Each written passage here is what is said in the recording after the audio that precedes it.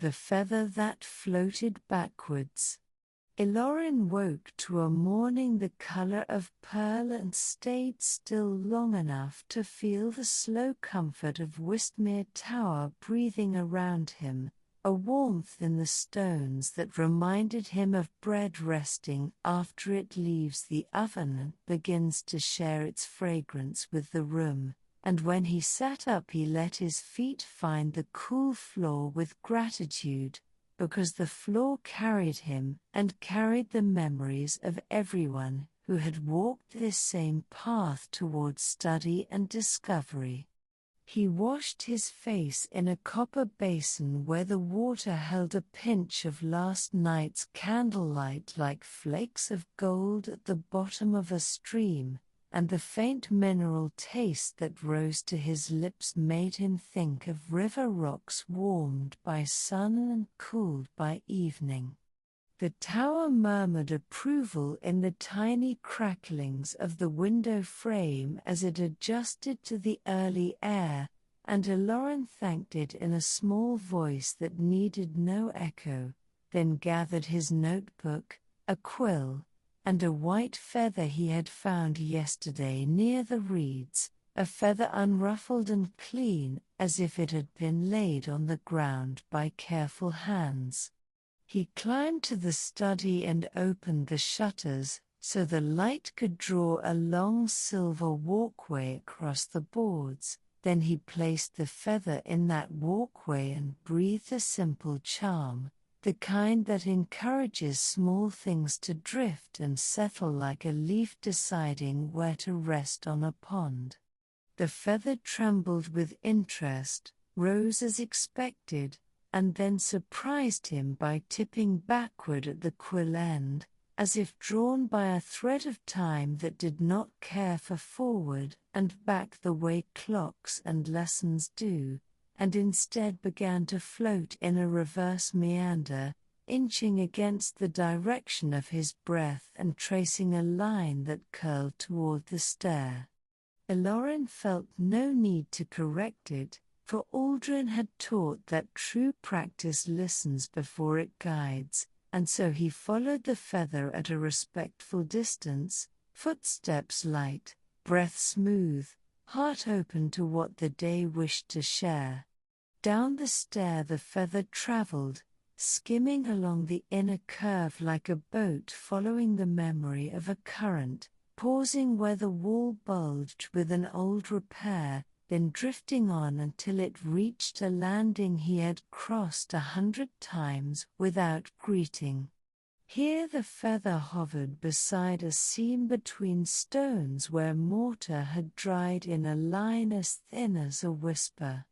Elorin placed his palm upon the seam, and the stone received him like a patient listener, warming under his skin, and the seam widened into a slender doorway that exhaled a breath of cedar and linen and old sunlight preserved like honey.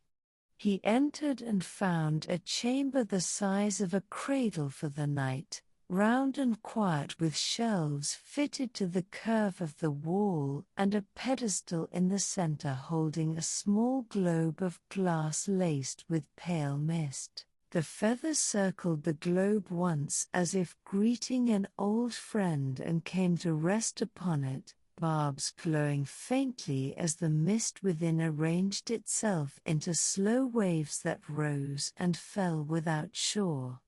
Elorin stood very still with both hands loosely folded so that the room would feel safe, and he became aware that the tower was listening not through stone but through light, for the glow from the globe touched the corners and they glowed back in answer. He touched the glass with a fingertip and felt coolness like the air just before rain, and a soft picture unfurled within the mist, a path paved with the shadows of leaves, a path that moved backward toward its beginning, carrying the sense that endings are simply rooms with doors opening into earlier rooms. He withdrew his hand and sat on the floor, then opened his notebook and wrote in slow lines about the way the feather had chosen to move, about the feeling of time becoming a circle in which nothing is lost, and about the permission he felt to consider mistakes as invitations. When he finished, he held the book to his chest as if to let the words settle into his breathing, and he whispered thank you to the globe, to the feather, to the chamber that had been waiting without complaint, and each thank you returned to him as a small ease in his shoulders, a softening in his jaw, a wider arc in his breath. He rose and allowed the feather to remain where it wished, then stepped back into the stair, where the doorway closed with a sound like a page finding its place, and he climbed to the study again, where Master Aldrin was sorting small bundles of herbs and smiling with his eyes.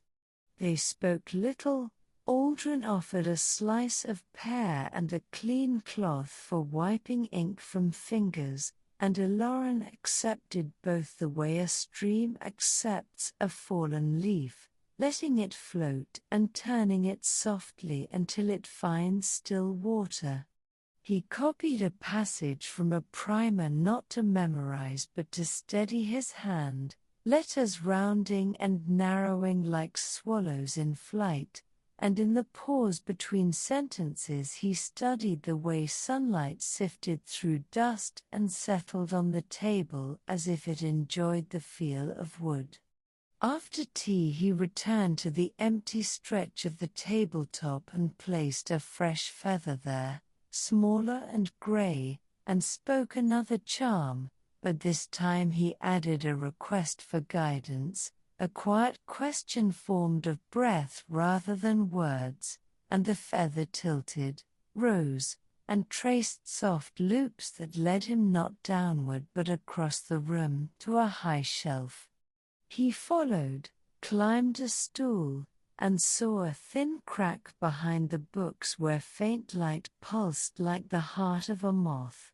When he leaned closer, the crack opened just enough to reveal a slip of vellum, and upon it a diagram of spirals with tiny notes that read "Walk as water walks and breathe as roots breathe." He replaced the books carefully and tucked the vellum into his sleeve, then sat to consider the spirals, allowing his gaze to move along them until his breath found a new pace, slower and rounder, and the pace carried a quiet happiness that felt like the answer to a question he had not thought to ask. Outside the window the river sent up a glimmer wherever light touched the surface, and a heron lifted and gave one deliberate stroke of its wide wings, and the sound of those wings was the sound of cloth shaken out before it is laid upon a bed, a domestic music that made the room feel newly made. Elorin practiced with a third feather that had a spot of brown near the stem, and this one drifted sideways until it reached the sill and pressed itself to the glass as if wishing to look outward. So he unlatched the window and let it float into the yard, where it joined a thin procession of fluff and seed that moved like a cloud strolling at ankle height. He remained by the window long enough to breathe the fragrance of time from the garden beds and the sweetness of damp loam, then drew the window closed and rested his forehead against the cool glass, so that the tower's memory could slide into him the way a reflection slides into water. The rest of the morning he devoted to caring for tools. He spoke softly to the broom and combed its bristles with his fingers. He rubbed a little oil into the wooden spoon whose bowl had grown thin from stirring stews that fed many winters. He folded the polishing cloth with attention to its square so that it would remember its shape, and with each task the room brightened as if relieved to be seen. Master Aldrin returned with a basket of bread heels and berries and suggested lunch near the threshold where sun warmed the stone, and as they ate in companionable quiet the mentor told a small story about an apprentice who once tried to force a jar to open with heat and prying, only to discover that a moment of patience and a cloth dipped in cool water could persuade it with grace. Elorin smiled and nodded and felt the story settle under his tongue like a sweet made from wisdom, and when they finished he carried the basket back to the kitchen while Aldrin went to the garden to greet the beehives, and the tower breathed in time with them both, a single calm creature stitched from stone and wood and leaf and human care.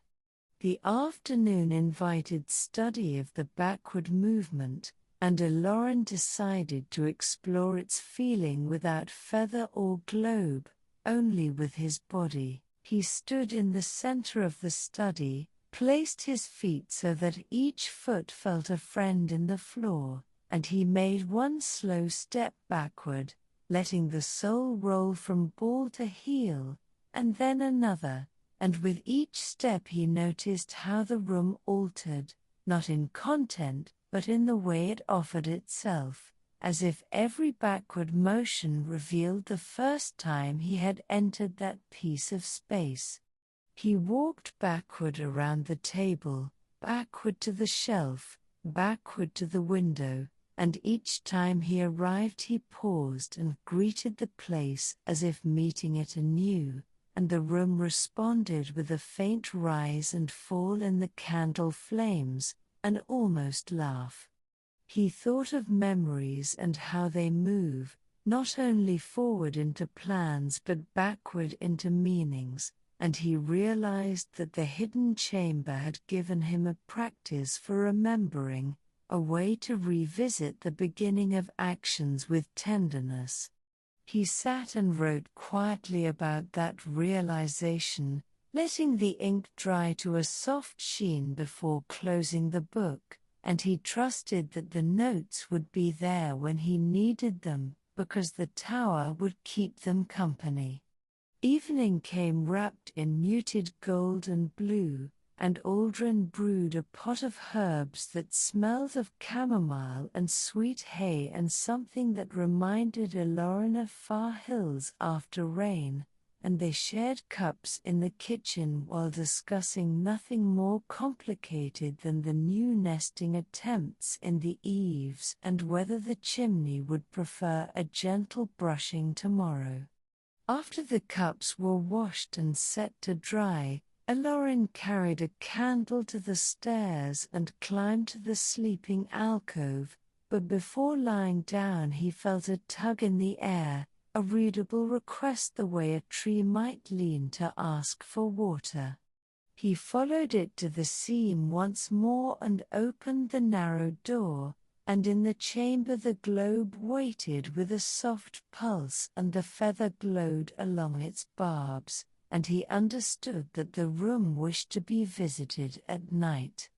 He sat cross-legged and rested his hands on his knees, palms up so the skin could feel the temperature of the light, and the globe released a slow swirl that arranged itself into a simple scene, a workspace similar to his own yet empty of people, and the feather lifted, turned its quill toward him, and drifted backward in the vision, drawing a path across the empty air until it reached a cabinet there, a twin of the cupboard under the stairs at Wistmere.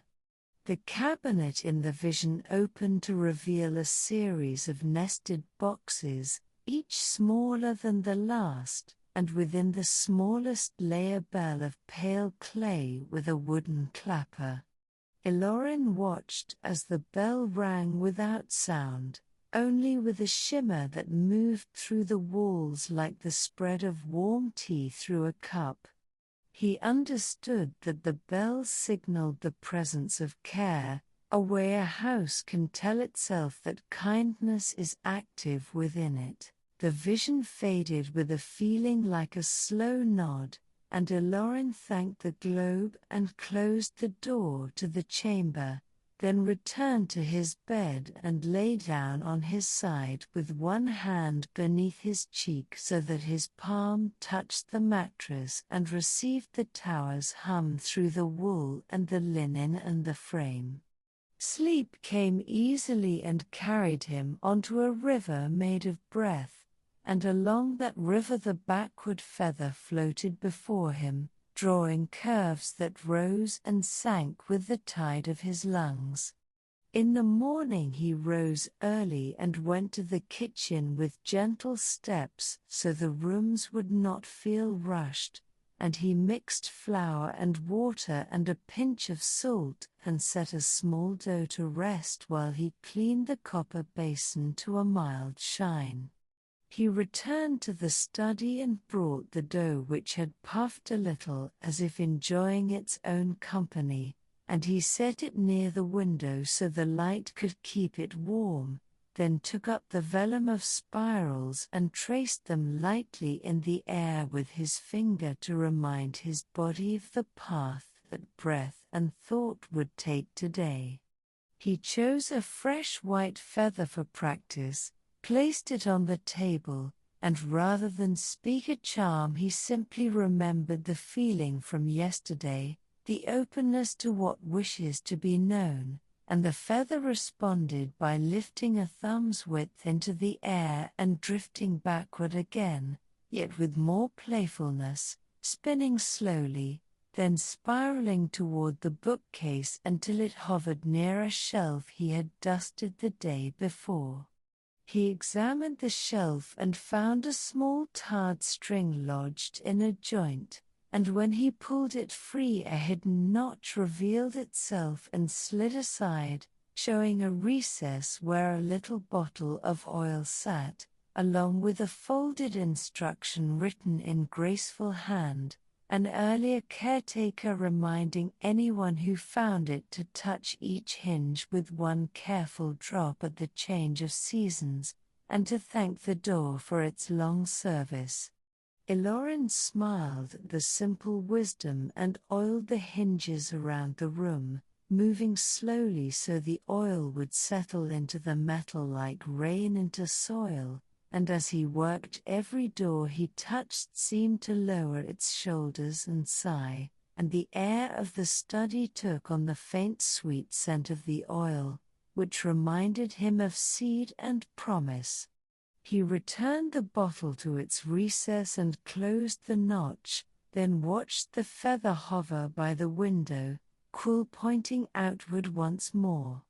He opened the latch and the feather glided into the hall where light from above fell in a soft beam, illuminating particles that turned lazily like constellations deciding on new shapes, and the feather rose into that beam and then drifted backward to the landing as though showing him how light can be a path. He followed, and with each step he thought about the ways in which the world invites participation, how even the smallest action of attention can shift the tone of a place. At the landing the feather paused beside a niche in the wall that had always seemed purely decorative, a simple arch of stone empty of objects, yet when Elorin leaned closer he felt a temperature that suggested a hidden channel of air. He pressed a palm to the stone and whispered a greeting, and the niche released a panel that slid inward to reveal a shallow drawer lined with felt, and on the felt lay a compass unlike any he had seen. It had no letters for direction, only a silver needle that rotated with patient poise until it aligned not with north but with the center of his chest, as if it wished to measure sincerity.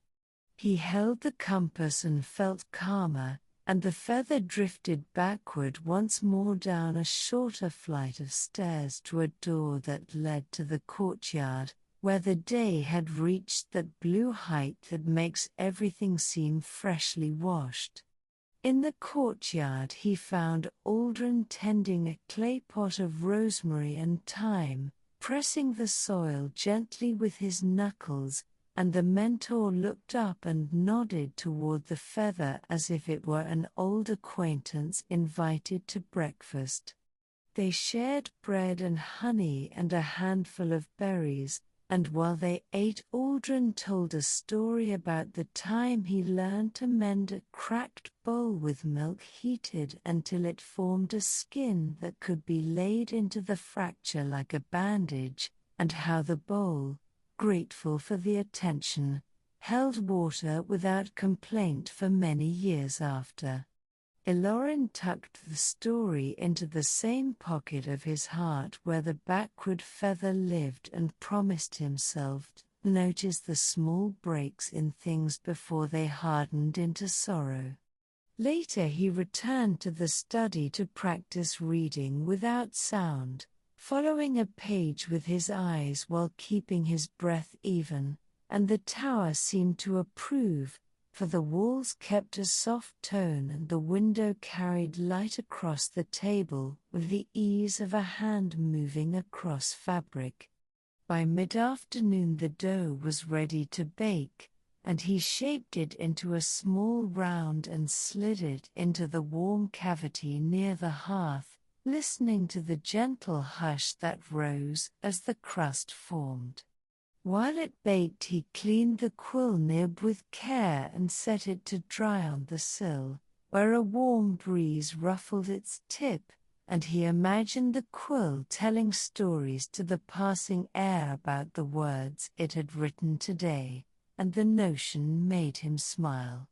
When the loaf was done he broke it open and steam rose with the fragrance of field and sunshine, and he shared a piece with the tower by laying a morsel near the threshold stone for a moment before eating, a ritual he had invented that pleased him because it made food feel like a conversation. Evening folded itself over the fields like a calm cloak, and the feather returned from the courtyard, perhaps carried by a lazy updraft, and floated backward into the study once again, where it came to rest near the spot on the table where his notebook waited, and Elorin understood that the day wished to end as it began, with attention.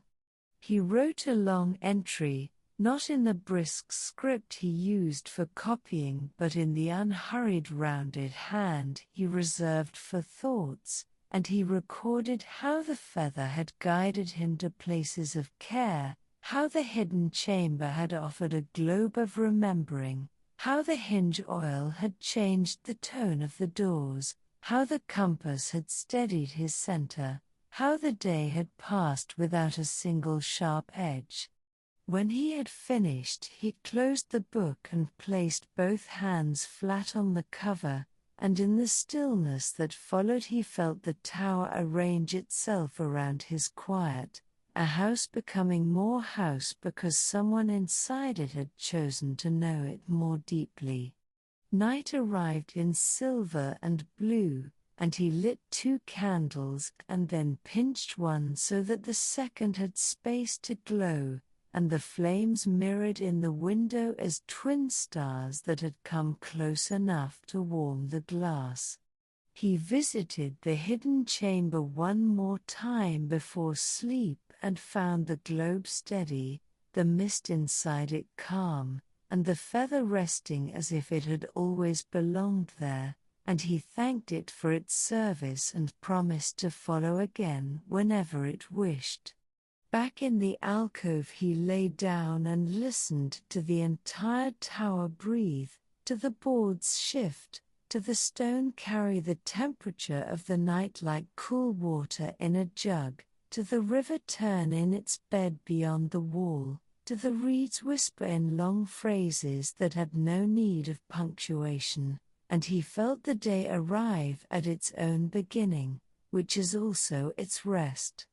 In the moment before sleep he imagined the feather floating backward through all his days until it reached the first hour he had ever opened his eyes, placing that hour gently in his hands, so that he might hold it along with the present hour and know that each held the other kindly.